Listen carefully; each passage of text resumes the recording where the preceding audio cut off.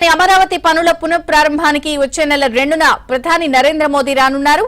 ఇప్పటికే PM tour schedule ఖరారు కావడంతో ఏర్పాట్లపై ఏపీ ప్రభుత్వం కసరత్తు చేస్తోంది. ఫోకస్ కూడా పెట్టింది. మోదీ పాల్గొనే సభ ఏర్పాట్లను సచివాలయం వెనుక భారీగా చేపడుతున్నారు.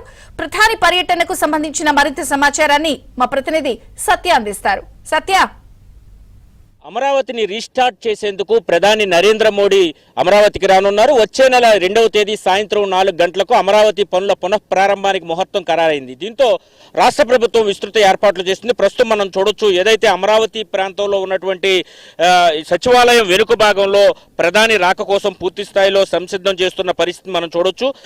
ఈ ప్రాంతంలోనే పూర్తి స్థాయిలో ప్రధాని మీటింగు నిర్వహించబోతున్నారు. దాదాపు 5 లక్షల మంది ఈ ప్రాంతానికి ఇక్కడికి వచ్చే అవకాశం ఉన్నట్టుగా చెబుతూ ఉన్నారు. ముఖ్యంగా గుంటూరు, కృష్ణా, ఉభయ గోదావరి జిల్లాలు, అదేవిధంగా ప్రకాశం చుట్టుపక్కల జిల్లాలన్నింటి నుంచి కూడా ప్రజలు వచ్చేందుకు అన్ని ఏర్పాట్లు కూడా చేయాలని ఇప్పటికే అధికారులకు ఆదేశాలు ఇచ్చారు. ఈ కార్యక్రమాన్ని అంతా కూడా నిర్వహించేందుకు నోడల్ అధికారిని కూడా నియమించిన నేపథ్యంలో ఆయా ఏవైనా సరే అంశాలు ఉంటే కనుక నోడల్ అధికారితో పూర్తి స్థాయిలో వైద్యారోగ్య శాఖ కమిషనర్ అయినటువంటి నోడల్ అధికారితో పూర్తి స్థాయిలో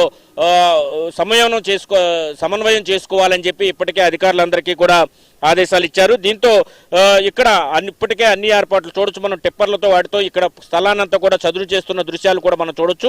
గతంలో P4 కార్యక్రమాన్ని ముఖ్యమంత్రి అదేవిధంగా డిప్యూటీ సీఎం ఇక్కడే ప్రారంభించారు.